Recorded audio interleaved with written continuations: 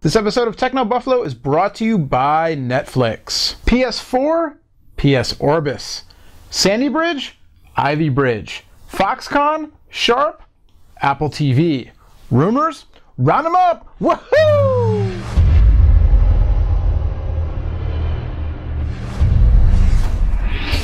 Hey, what is going on, everybody, and welcome to the Roundup. It's Techno Buffalo's Rumor Roundup on Revision 3 with me, Noah Kravitz, editor-at-large for Techno Buffalo. This is your roundup of the week's tech rumors for the week ending today, Friday, March 30th, 2012. I also want to give a big shout out to Mark Hearn, the newest member of the herd. Mark, unfortunately, shutting down Sprint Feed. Fortunately, joining Techno Buffalo, and not only is he a member of the vaunted West Coast offense, but he's now our newest mobile writer, joining the likes of Todd Haselton and Brandon Russell. Anyway, enough of that talk. Let's get to the rumors. First up, PlayStation Orbis. We all know that we're not going to see a next generation gaming console from either Sony or Microsoft until sometime in 2013 unless things change drastically, but that doesn't stop the rumor mill from churning. The latest this week says that the next PlayStation is not going to be called PS4 as you might think, but instead looks to be called PS Orbis. What's an Orbis? Orbis loosely translates to circle or ring in Latin,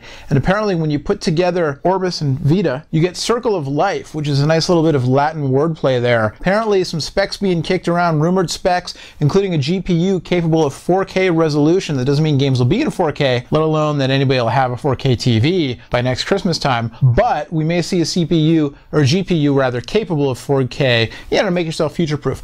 Also, most likely, no PS3 game title compatibility and no support for used games, which is a bummer, but that's how the industry's going. Well, we spoke of GPUs, it's kind of a transition. Speaking of next generation hardware, Intel looks like they're finally set to unveil their next generation of processors codenamed Ivy Bridge. But there have been rumors about delays until June, but then not delays, not delays. Well, the latest this week is that the delays will be over next month. April 22nd could see the first unveiling of Ivy Bridge CPUs with a formal announcement possibly set for the 29th. So I don't know, some trickling out the week of the 22nd and then the 29th, kind of a big press unveiling. But we may not see the money shot, so to speak, the mobile chipsets that lots of people, including Apple enthusiasts, are waiting for to make their way into next generation laptops like the MacBook Pros, which are overdue for a refresh. We may not see those mobile chips until June, the beginning of June. Our own esteemed editor-in-chief, Sean P. Awney, has a rundown over on the site of the latest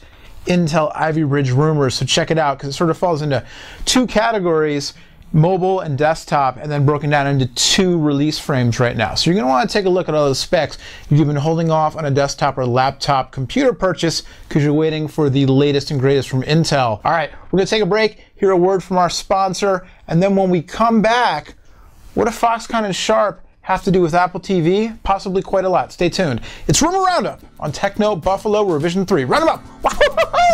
You know, Netflix streams TV shows and movies directly to your home, saving you time, money, and hassle. As a Netflix Unlimited member, you can instantly enjoy TV episodes and movies streaming directly to your PC, Mac, or to your TV via an Xbox 360, PS3, or Nintendo Wii gaming console. You can watch as many movies as you want, anytime you want, and cancel at any time. For a limited time, you can get a free 30-day trial membership, which is a great way to get a taste of all that Netflix offers. And believe me, it's a ton. I'm a member. We watch it in the living room on an LG Blu-ray player, and then watch it in the bedroom on the Apple TV. Can't get enough. Right now, we're watching Parks and Rec on to season 3, Parks and Recreation, the NBC show. It's good stuff. For a limited time, you can get a free 30-day trial membership to Netflix. Just go to netflix.com/buffalo. That's www.netflix.com/buffalo to get your free 30-day trial. But wait, there's more. Netflix is now available in the UK and Ireland as well. For our friends over there in the UK and Ireland, you can get your Netflix on too. Just go to netflix.co.uk/buffalo or netflix.ie/buffalo to get your free 30-day trial. Bloomberg Businessweek reported earlier this week that the Hon Hai Group, who's a group out of Taiwan that owns Foxconn, in addition to some other companies, is reportedly gearing up to make a $1.6 billion investment in Sharp. Now, why would Foxconn want to sink all that money into Sharp, especially at a time when analysts are predicting a fall off in flat panel TV sales over the course of 2012? 2 words. Apple T. Oh wait, that's 3 words. 3 words. Apple TV. It could be that Hon Hai is making this investment specifically to bolster Foxconn's capacity to build large format flat panels suitable for HDTVs. We're talking, up to 55, 60 inches, that kind of thing. Large, high-def panels. Why would Foxconn want to do this? Perhaps to make their biggest customer happy.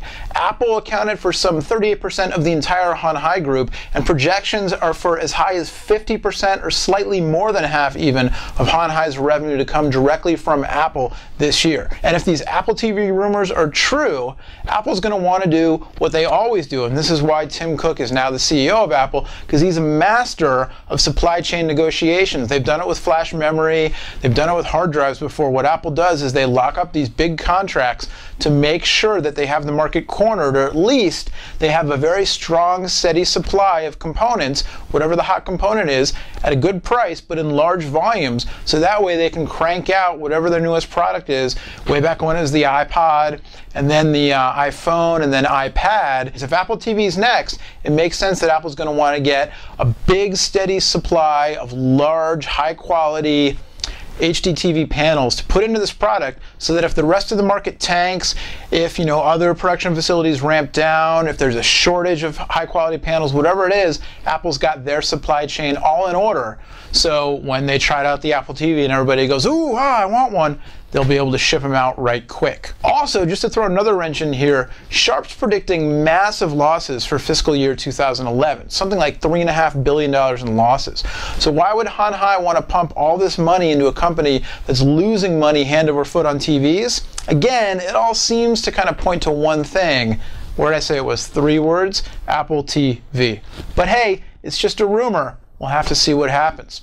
All right, kids, that'll do it for this week's episode of The Roundup. My name is Noah Kravitz. You've been watching Techno Buffalo on Revision 3. And as always, you can follow the rest of our exploits on YouTube and on the social media, as well as on the site and right here on Rev 3. Till next time, my name is Noah Kravitz, reminding you to run them up. Woohoo! We'll see you later. Bye-bye.